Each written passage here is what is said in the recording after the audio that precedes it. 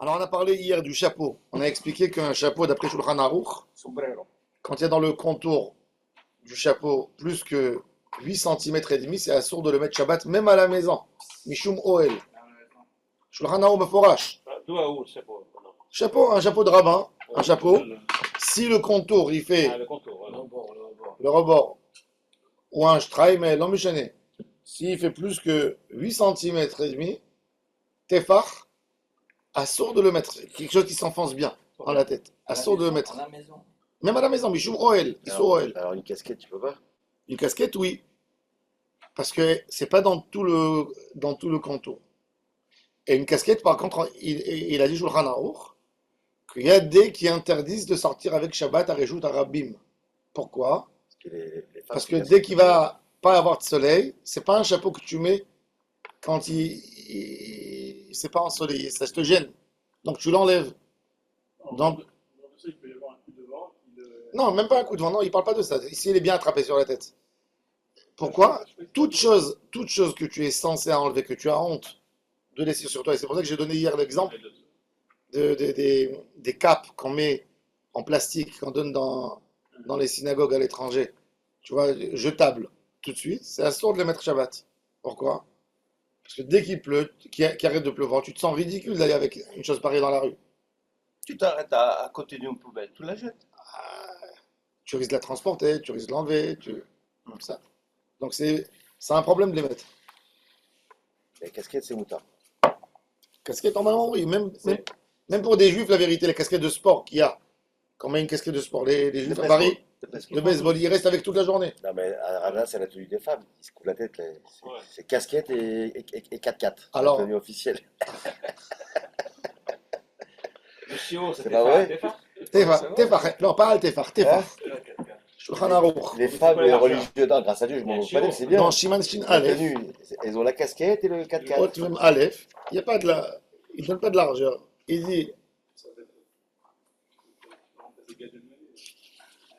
Kova, שהוא מתפשט להלן מראשו טפח, אסור להניחו בראשו אפילו בבית משום אוהל. Le Rav Mordechai Eliyahu, zichrono livracha, chaque fois il me disait. Ouais, mais quelle largeur? Hein? S'il fait ça la moitié de la tête. Alors regardez, le Mishnah Berurah il dit אף שאין אוהל בלא דפנות, מכל מקום חשיב אוהל עראי ואסור מדי רבנן, כיוון שנעשה השפה להיות לצל להגן מפני השמש. וכובע שקוראים ברייטלך. ברייטלך זה כובע בעל שוליים רחבים ורקים. בלשון אשכנז, אף על פי שמתפשט להלן מראשו, נוהגים בו להקל. כתבו האחרונים כמה צדדים בטעם ההיתר. אחד, כיוון שאינו קשה ונכפף למטה, אין בו חשש איסור. והיינו כשאין מונח בו נייר קשה. ואפילו אם הוא קשה, לא היינו מתכוון בלבשתו להיות לצל, רק מכוון לכסות ראשו. tout ça c'est נגד טעם. Mais c'est bizarre qu'ils ont fait une distinction s'il fait tous les contours ou seulement devant. C'est bizarre parce que ובמקום שלא נהגו להקל, בוודאי יש להחמיר כדעת השולחן ערוך שלא ללבוש קפלוש. וגם בכתבי הארי אוסר לשים כובע קפלוש. Alors voilà, il dit pourquoi ça doit être dans tous les côtés et pas d'un côté, que ça doit paraître comme des fanotes. Un mur, ça, tu vois, c'est un vrai toit, pas d'un seul. ok, alors. Alors non, alors le Mishnah Berurah il est quel parce qu'il te dit qu'il y avait des chapeaux en paille comme des, pas une sorte de sombrero, quelque chose qui est, Panama. non, comme le kova tembel qu'il y a en Israël. Ah, Tu sais, c'est ok. quoi? Tu sais pourquoi ils appellent ça kova tembel? Non. Pourquoi on appelle en Israël kova tembel, qui tombe de tous les côtés? Parce que c'est une version arabe. C'était les templaires allemands qui venaient en Israël. Ils avaient le look du chapeau anglais, tu sais, qu'ils mettent sur les chevaux. Les gens des chevaux, tu sais, tu connais le chapeau des. À l'époque, les colons, quand ils venaient en Israël, ils avaient des chapeaux blancs, grands comme ça, qui étaient en haut aigus, et ils descendaient beaux comme ça. Pas avec les parois qui montent vers le haut, qui descendent comme ça vers le bas. Non, tout autour. Kova Templarim. C'était les colons allemands qui habitaient en Israël, qui mettaient ça. Regarde comment Dans les kibbutzim, il y a. Non, Non. ça s'appelait les Temples. Voilà, Kova Templar. Ah, pas Tempel, Templar. Templar. Tu marques photo, tu choisis photo. Ah. En haut. Oui. Voilà. Ce sont les Templiers allemands. Les Templiers, exactement, les Templiers allemands. Les Tumblr, peut-être ça vient de là. Alors comme les Arabes, ils savent pas dire, ils savent pas dire P. Le Gouba. Alors ils disent Ouais, B. Gouba. Alors c'est venu Kova Tembel. Et de là est devenu, quand tu veux dire à quelqu'un qu'il est idiot, tu dis Tembel en hébreu. Ouais. Il a raison, c'est Templier. C'est Templier, c'est le chapeau de Templier. Voilà. Les Allemands, là, Voilà le chapeau de Templier, c'est ça le chapeau de Templier. Le voilà. C'est ça le chapeau de Templier. Ah, comme ça. En métal, ils mettaient dessus du Les velours Templiers, les- blanc, les Templiers. Moi, je vois de loin. Mais il est en métal celui-là. Oui, mais ils mettaient. Non, il le plaquait après avec un tissu. Bon, Le chapeau de Templier, ça ressemble à ça, voilà. 3 endroits.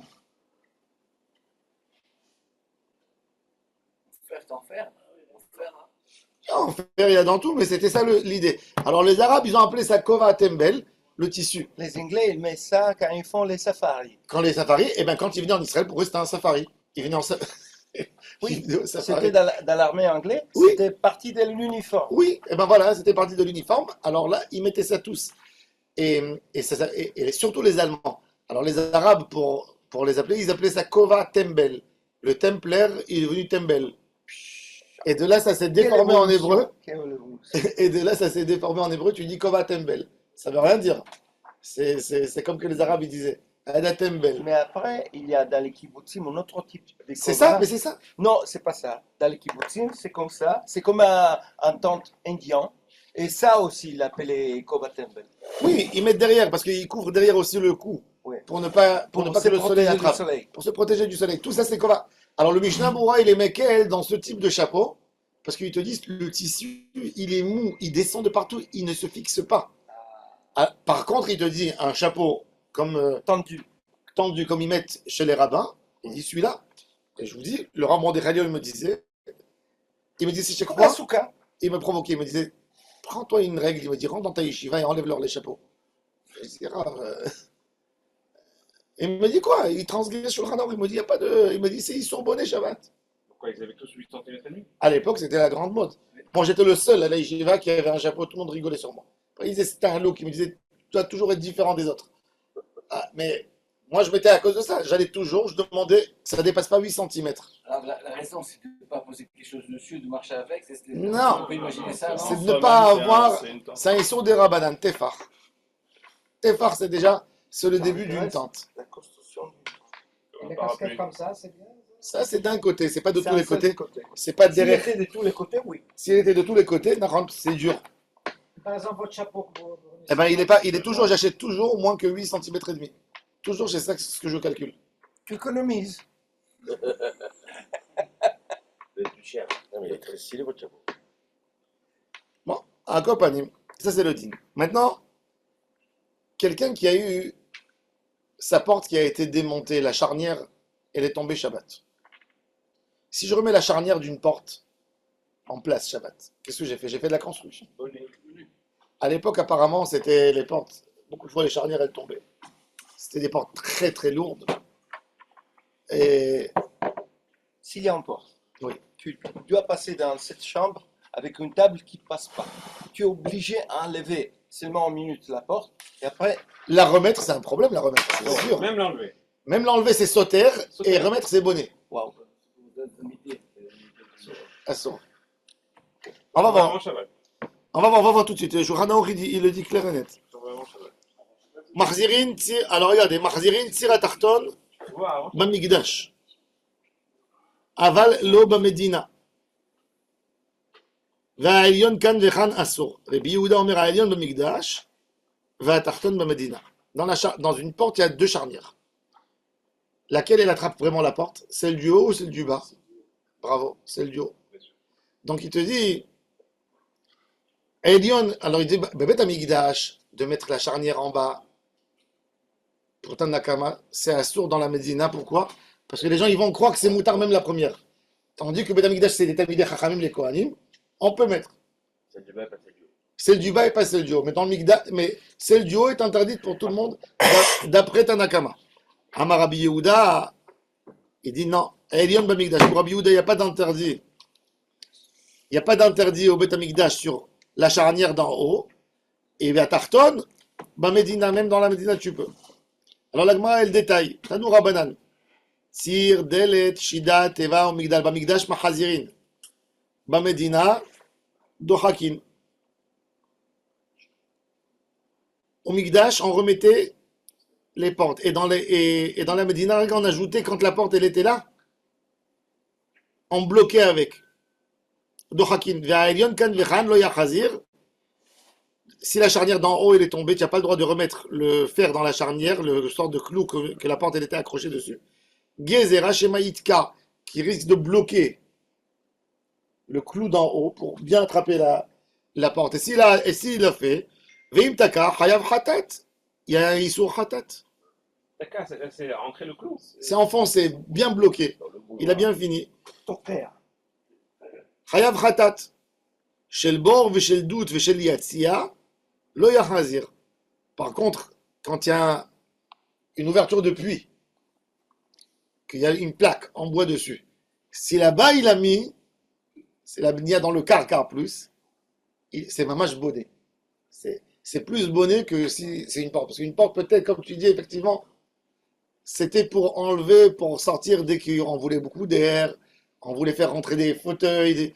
À l'époque, il faut savoir qu'à l'époque, dans les maisons, ça n'existait pas.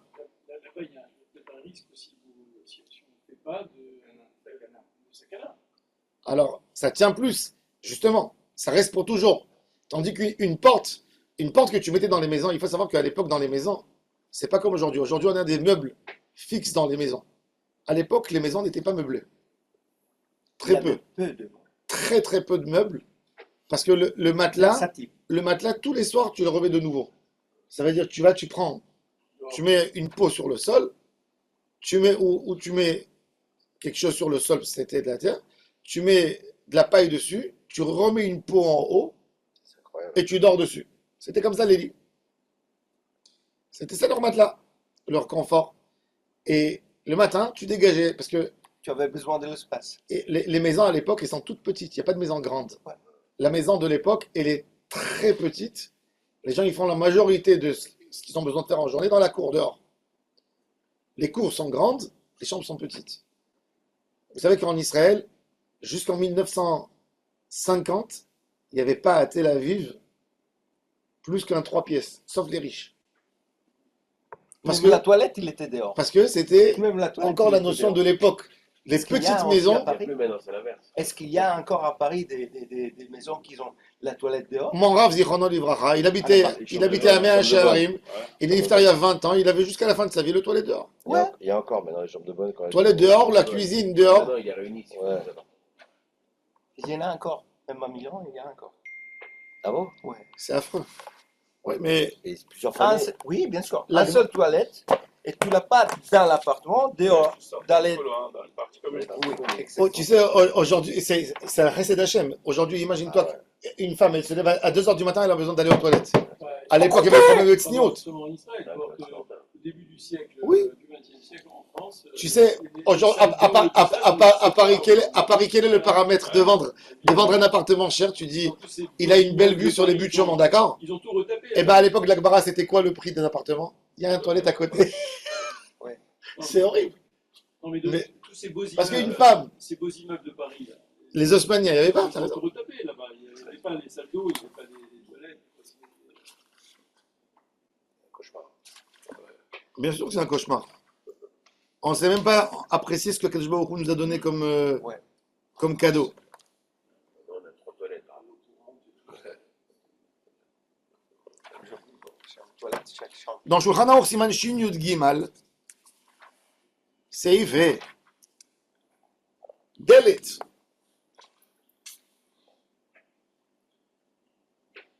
Delet, alors d'abord, d'après la halacha, Delet שעשוי מלוח אחד, או שאין לה אסקופה התחתונה. כשפותחים שומטים אותה ועוקרים אותה, אין נועלים בה אפילו יש לה ציר. Une porte Shabbat qui est faite d'une seule plaque en bois. Et je la pose en place et après je ferme dessus. On n'a pas le droit d'ouvrir Shabbat. En potrim ve'en no'alim ota beshabbat. Quand elle est faite d'une seule plaque. Pourquoi? Parce que c'est pas une belle porte. Les gens, quand ils te voient mettre une plaque, ils disent, tu as fait de la construction. Comment on fait quand on fait des travaux dans un magasin sur la rue? Vous avez vu quand ils ont bloqué les choses à Paris pour les émeutes? Tu prends une grande plaque, tu mets tu mets 2 trous et tu laisses comme ça personne rentre. Donc quand quelqu'un il voit une plaque, il voit pas une forme de porte, qu'est-ce qu'il se dit? Il a fait de la construction, Shabbat. Mais une porte à panneau, non. Pardon? Une porte à panneau. Si c'est une porte à panneau, on voit que c'est une Avec porte des moulures. avec des moulures, etc. Ça, on a le droit. Et quand elle a aussi comment on dit, les pommeaux. Quand elle a les pommeaux, pour prendre et pour remettre, etc., tu vois que c'est une porte. C'est une porte de marché. C'est mouta. Shida, Teva ou Migdal, ça peut être une armoire. Shepitrem inatat ve'eshtem shne tsirim, echad lema'ala ve'echad lemata. Ils ont les charnières. Im yatsa tarton kulo mimekomo, asur le'azizo shemaitka, aval im yatsa miktato, dohako, עד שמחזירו למקומו ייבוש דוסמו, כיוון שהעליון נשאר במקומו. בקל יכול להחזיר התחתון, אבל כשיצא העליון, אסור לדוחקו ולהחזירו למקומו. Si c'est la porte de la toilette qui est sortie, c'est un problème. Ouais, c'est vrai. C'est vrai. Qu'est-ce que tu fais? Bah, tu dis aux autres de ne pas voir quand il y a quelqu'un qui rentre. Et normalement, est-ce que les tsirim d'avant, c'est les mêmes d'aujourd'hui? C'est les mêmes choses. Ça n'a rien, il n'y a rien qui a changé. Alors, c'est impossible de rentrer l'un sans rentrer l'autre et Non, inversement. alors justement, parce que des fois le fer d'en haut, il était plus grand et plus fort, il était plus haut. C'est-à-dire, tu as compris, comme ils n'avaient pas la notion, ils ne pouvaient pas régler, les pentes étaient hyper hautes, qu'est-ce qu'ils faisaient? Dans la charnière du haut, ils mettaient un clou beaucoup plus grand avec la chose qui montait. Donc tu pouvais monter celle du haut et rester encore attrapé dans le clou. Et celle du bas, elle était petite, comme ça elle rentrait directement sans avoir besoin de bouger le haut. Jacob, tu as déjà vu une porte? Non. C'est pour ça, parce que j'étais sûr qu'on mettre les deux en même temps, c'était difficile. C'est très C'est ce que je difficile. dis. C'est ce que je dis, c'est que- Non, mais toi, tu dis, on aurait. Non, ce que je dis, c'est que tu ne veux pas sortir l'un sans sortir l'autre. Ah, Et sortir, remettre l'un sans remettre sortir, l'autre. mais remettre, c'est facile de remettre. Non, mais j'ai- Sans du bas. Alors, un que pourrait. Le jour était plus grand que celui du bas. C'est pas qu'aujourd'hui. c'est pas qu'aujourd'hui. C'est Hacham de mettre C'est celui de haut. rare de changer le. Celui de haut de mettre plus long, c'est Hacham de faire comme ça. Aujourd'hui, C'est c'est pas pas le cas, j'ai l'impression. Aujourd'hui, c'est un standard, ils fabriquent les deux la même chose. T'as raison. C'est plus difficile. Si tu mets celle du haut longue, il n'y a pas de problème. Tu répares tout de suite, tu mets. Non, mais tu l'axes tout de suite en fait. Et aujourd'hui, il y a des fois des portes. Aujourd'hui, les gens ils demandent des hauts standing. Donc, ils veulent 3 charnières sur la porte. Ils te mettent 3 charnières aujourd'hui sur les portes. Tout ça pour que l'individu ne pourra pas les mettre tout seul parce qu'ils viennent avec la truc spécial qu'ils mettent en bas et ils te prennent 200 shekels pour le réglage de la porte. Et je crois que les blocs portes Torchban, il y en a 4. Ouais. Ça dépend d'en faire. Hein. Ouais, bah, les blocs portes. Alors il nous dit, alors, regardez Shulchan Aruch maintenant. פקק החלון כגון לוח או שאר כל דבר שסותמים בו החלון יכולים לסותמו אפילו אם אינו קשור ולא אמרינן שהוא כמוסיף על הבניין.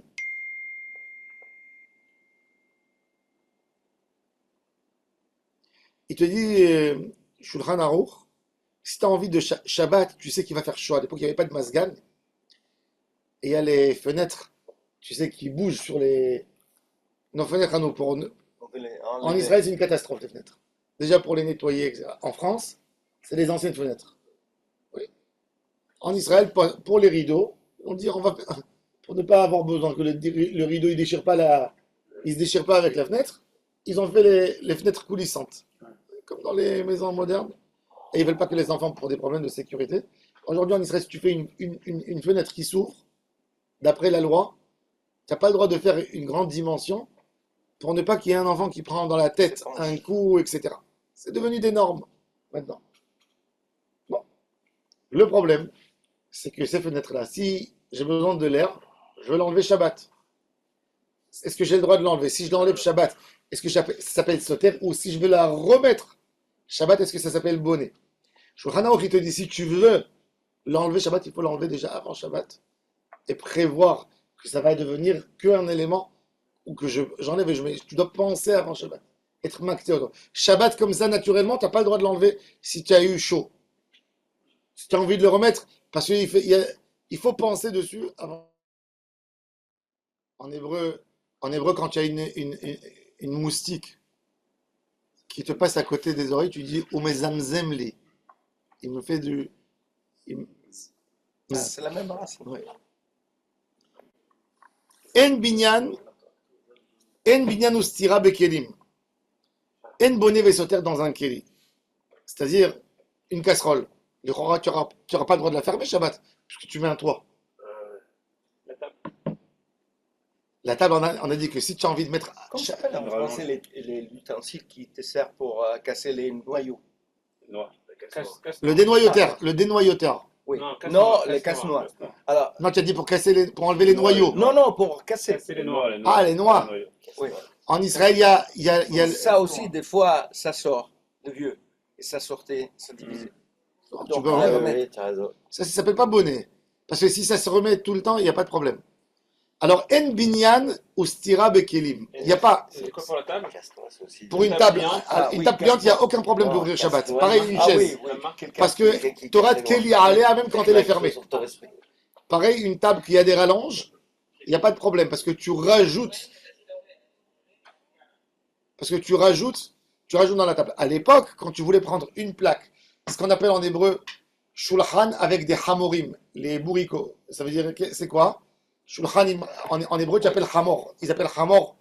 Hamor, c'est les anciennes tables. Les trépieds. Quand il y avait les trépieds, quand il y a des invités, tu prends une plaque en bois et tu mets des tréteaux. Ils appellent les tréteaux en hébreu. Un tréteau, ça s'appelle en hébreu hamor. Comme ça, hamor. Ce qui tient pour eux. Et tiens, c'est qu'un. Ça. Il appelle hamor. Tu dis, t'habites à hamorim. Avant, on mettait des portes. On prenait une porte et on la mettait. On mettait une, Exactement. voilà. Avant, on prenait une porte et on On mettait. avait toujours des tréteaux cachés, on mettait. Et les gens, ils enlevaient la porte et ils mettaient. Alors, les tréteaux, ça s'appelle hamor. Alors, quand tu as envie de monter cette table Shabbat, tu as besoin de prendre la plaque dans la main et de mettre les tréteaux dessous. Shulchan Aruch, il amène, il dit, il y a une autre opinion. Il dit, à l'époque, ils mettaient les tréteaux, c'était pas des vrais, c'était plus que des tréteaux. C'était des choses qui fermaient vraiment la hauteur de la table. Ça veut dire, quand tu posais, ça paraissait comme bonnet. Alors, qu'est-ce qu'on te dit? On te dit, attrape la plaque. Alors maintenant, il nous dit, donc ça c'est le din, en bnia ou stira bekelim. Tout keli qui est fait prakim, qui est fait pour monter, c'est moutar. Behemet, dans les poskim, il y a un interdit qui est rentré sans une raison compréhensible. C'est quoi? C'est umbrella, le parapluie. C'est pas un Kelly. Le parapluie. Ah, en espagnol aussi. Hein, Paraguas. Paraguas. Mais en anglais, c'est umbrella. mais le Hida, il appelle ça umbrella. Même en italien, non? C'est Ouais, umbrella. exactement. Ombrello. Alors, à l'époque, le Nodar Biyuda, il a dit que c'est Oel. Tout le monde a posé des questions. Oel Zarouk, d'après la halakha, une tente qui est en l'air, ça s'appelle pas un Oel pour la Toum'a et Tahara. S'il y a un homme, un lépreux par exemple, il porte un parapluie. D'accord? Et il y a quelqu'un qui est passé, il est rentré sous son parapluie et il a avancé. Est-ce qu'il reçoit une Toum'a? Non. Oel Zarouk, lav chez Oel. Pour Toum'at Met. Un homme qui donne son parapluie sur une tombe, et de l'autre côté, il y a un homme pur. Il n'est pas devenu impur. Pourquoi tu dis que Shabbat, ça s'appelle Oel? Et en plus, ils sont venus, ils ont dit au Nodar Biyuda, ce Oel, si tu le renverses de l'autre côté, tu renverses le parapluie, il n'y a plus de Oel. En tous les cas, lui, vous savez, on dit en hébreu, sans vexer, Nodar Biyuda, on dit, c'est pas la même phrase, mais l'idée. Une pierre qui a été jetée dans le puits, même 50 personnes sages ne pourront pas la faire sortir. C'est rentré, vroom. C'est devenu une avera.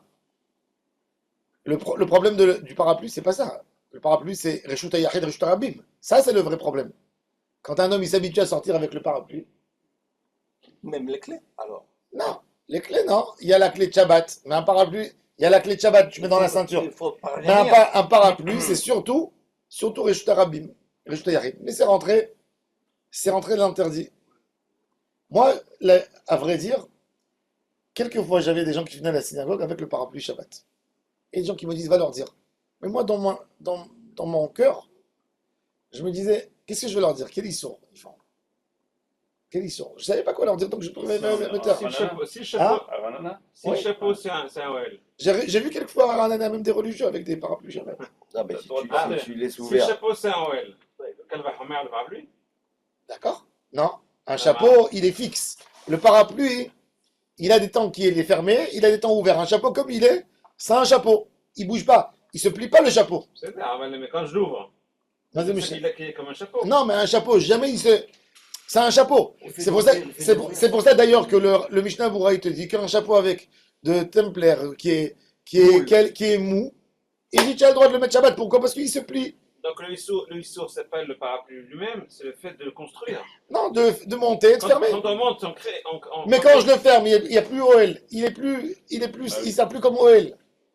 Il n'est pas fait pour être un OL, il est fait que pour. C'est le moment où je l'ouvre que je crée un OL. Il n'est pas fait C'est pour pas donner. abonné Il n'est pas fait pour donner un Si OL. je l'ouvre avant Shabbat, si je l'ouvre Et si avant tu Shabbat, l'as ouvert avant Shabbat, C'est Cana. ah, C'est quoi ta cana?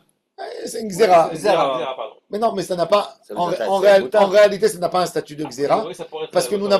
nous n'avons pas des Tanaïm et des Hémoraïm pour te dire que c'est interdit. Encore une fois, je vous dis ça parce que vous êtes des les Talmidei Noda et Chachamim. Yehuda, Faut pas le mettre. Mais d'après la halakha, Oui. c'est pas évident ce qu'ils ont raconté là-dessus. Ils ont dit OL, c'est pas vrai. Il n'y a pas de OL. Il n'est pas fixe. Et c'est un clic qui est fait pour ouvrir et pour fermer. C'est pas un OL. C'est pas comme si j'ai pris un drap et j'ai mis sur des. qu'est-ce qu'il dit Sur Rav des- Ovadia? Je sais pas. Non, et à mon avis, il doit répéter ce que les autres ont C'est dit. sûr qu'il est dit à sa source, sinon tout le monde l'aurait pris.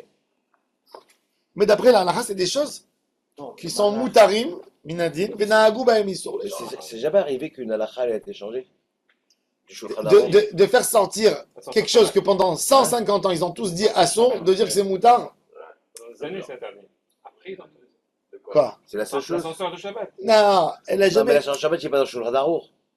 Oui, mais Non, même mais- le parapluie, il n'est pas écrit dans Shulchan Aruch. C'est décisionnel. Ah bon? Non, c'était quelque chose qui était inventé en Italie ou en France, je sais pas où. Le parapluie pour. Non, mais une halakha du Shulchan Aruch n'a jamais été changée. Non, ça non. Jamais. Tu as peur quand Shulchan Aruch il dit assour. Personne ne peut aller le. Quand il dit moutard et tu dis assour, ça va encore. Mais quand il dit assour de dire moutard, Pachat Issour Bechol Israël. Ça, c'est une des choses que l'interdit s'est propagé chez les religieux. Quand on voit quelqu'un aujourd'hui, on est étonné quand il fait. Mais Minadin à Gamour, je vois pas. Comme les vélos. Naran. Le vélo à Bagdad, les juifs de Bagdad, quand ils sont venus en Israël, on leur a fait la remarque. Ils voyageaient tous, même le rabbin. Il allait à la synagogue en vélo Shabbat. Quand ils sont venus en Israël, à Ramat Gan en 48, tous les Bagdadis, ils allaient avec les vélos. C'est le rêve, ça. Parce que, Pas électrique. pour eux, le Ben Israël a Non, autorisé le non, mais vélo ça, Shabbat. ça arrange beaucoup de choses. Alors, Le Ben le Israël, Shabbat. clair et net. Dans Rav Karalim. Si tu veux aller dans une autre synagogue ou une Séouda ou un truc. Mais bon, tous ces terres du vélo, c'est pas à Paris où il n'y a pas de héros. C'est que dans un endroit où il y a le héros. Je conduis mieux quand je suis. Et dans un endroit, Il va pas droit. tout le monde ne va pas droit, il dit. Non, mais là, franchement, le vélo, franchement, c'est quelque chose que vraiment, ils devraient se réunir là, faire un Sanhedrin et autoriser. Machazirin, puisqu'on a parlé des halachot du Beth Amikdash, on parle de mettre un Shabbat en pansement. Est-ce qu'on a le droit de mettre Shabbat en pansement? Dis pas que non, parce que moi, ça m'est arrivé. Hein. Ça coule. Non. Ça dépend ce qu'on a mis. Et Non, si- déjà, et si tu déjà, coupes le sang, déjà, ça dépend quoi? Ça dépend de la situation. Ça dépend de la gravité. Ça dépend de la gravité. Une pommade, je sais pas. Un enfant qui a été piqué par une abeille, tu as le droit de lui mettre une pommade? De l'aloe vera? Ça Alors peut déjà, devenir un choc. déjà, Anaphylatique, non? Comment ça s'appelle? déjà, la règle de la pommade, C'est rare. Nimroch. toute huile épaisse Oui, ça bouge pas. qui se verse, qui coule, tu as le droit de la mettre Shabbat. Stop, pour te masser. Pour un homme en bonne santé. Une femme, elle a envie de se mettre une crème dans le visage. Alors, il y a un anti-moustique qui est très liquide, on a le droit de le mettre. Tout ce qui est liquide, que si tu le mets, il coule. Pas comme de la Nivea, que quand tu mets, elle reste. Ouais, D'accord? Il y a une, c'est une Je parle boule, comme du Crème solaire. et une, c'est une boule, et un crème autre, c'est un solaire, liquide. tout ce qui est crème. Qu'est-ce qu'il avait, la boucha? La boucha pour le froid. Rabbi Hanina Sgan HaKohanim, il donnait une remède. Et la boucha. Je ne sais pas ce qu'il faisait. D'après toi. En tous les cas. Ah, tu vois, il y a des médecins ici. Whisky. Ça, et après ça, donc il y avait au Beth Amikdash aussi des Kohanim. Alors maintenant, la Gemara elle dit comme ça. Mahzirin retia b'Amikdash. Les Kohanim, ils n'ont pas le droit de travailler avec un pansement sur la main. Hatzitza. De la même manière Que la femme au mikvé. que la femme, elle n'a pas le droit de travailler, d'aller au mikvé avec un pansement, ça dépend. Le Kohen, il n'a pas le droit d'avoir quoi que ce soit même quelque chose qui est fait pour la beauté. Même une bague, il faut l'enlever. La Gemara a dit comment s'appelle-t-il? Sur Benda Abaye. Il y avait un Kohen Gadol qui se faisait, soi-disant, beau gosse. Et il ne voulait pas travailler au Beth Amikdash, toucher les animaux avec les mains. Il mettait des gants. Très élégants, tu vois. Et les gens lui disaient, c'est assaut. Et je m'en moque de vous. Pour moi, c'est beau. Waouh. Kohen Gadol. Kohen Gadol, il avait deux mains. Un jour, Réformiste. C'est un invention sur le temps. un jour, le roi et la reine, ils étaient à la table. Il y avait des invités. Et c'était le roi Yanaï qui était. Il y avait tous les jours une voix qui sortait. Regardez ce Kohen Gadol qui est en train de profaner mon temple. La voix, elle criait. Et malgré Et lui, ça. et malgré ça, comme il avait beaucoup d'argent et beaucoup de force, il se moquait. Oui, mais il est arrivé qui pour? Il était fini. Non, il a tenu. Peut-être qu'il avait un scout à vote, je sais pas. En tous les cas, ça s'est passé comme ça. Un jour, la reine, elle était avec son mari. Et tu nous entends, Charlie? La reine, elle était avec son mari, mais tu ne nous vois pas. Ok, pas grave. Isma. C'est comme Matan Torah. On entend un mais on ne voit pas. Alors donc ils étaient assis, le roi et la reine. Et tout d'un coup, la reine, elle a dit, la meilleure viande qu'il y a, c'est la viande du veau. Le roi, il a dit, pas du tout. C'est le mouton, il est tendre, il est 1000 fois plus tendre. Et la discussion, elle a commencé à partir en cacahuète. Le veau, le machin, et chacun, il a mis ça. À un moment, le roi, il a dit, il y a quelqu'un qui a dit au roi, on a le Kohen Gadol qui est là. Lui, c'est le pro. Il se connaît tous les temps de cuisson. La quantité énorme de corbanotes qui se fait. Quelle viande, elle brûle plus vite. Il connaît tous les données, avec tous les corbanotes qui passent tous les jours au Beth Amikdash. Le roi, il a dit, amenez-le. Quand il est venu, il a pris la position de la reine. Et quand le roi, il a dit quelque chose, il a fait au roi. Genre, ne me prends pas la tête, ne me saoule pas avec la main comme ça. Le roi, il a dit, ah, comme ça, tu me fais avec ta main. Il a dit, enlevez-lui la main droite. C'est-à-dire, il savait qu'il allait perdre la Keuna. Comme il avait de l'argent, il a dit, de toute façon, c'est fini, c'est grillé pour lui. Quand on a voulu l'exécuter, les bourreaux, il l'ont amené, il a dit, tu dois venir pour lui couper la main. Il est venu, il a séduit le bourreau. Corrompu. Comment on dit? Corrompu. Il a corrompu le bourreau. Il lui a dit qu'il lui enlève la main gauche. Ok, donc ils lui ont coupé la main gauche. Et quelques mois après, le roi, il le voit avec un pansement sur la main. Il dit quoi? La main gauche et pas la main droite? Oh oui, la main droite aussi. Et donc il a eu les deux mains sur lesquelles il a mis des gants. Elles sont parties les deux mains. Pourquoi? Parce qu'il a voulu mettre des gants, il a profané le travail du Beth Amikdash. Cohen, il n'a pas le droit de travailler avec quoi que ce soit sur ses mains. Alors, un Cohen qui était blessé, il venait travailler au Beth Amikdash, il a enlevé le pansement en rentrant, il le posait dans une boîte, il avait les mains évidemment, il travaillait, et après il remettait le pansement. Donc s'il avait un blessure, il ne Maintenant, pouvait pas, non? alors attends, maintenant comment on remet le pansement Shabbat? Comment tu remets le pansement?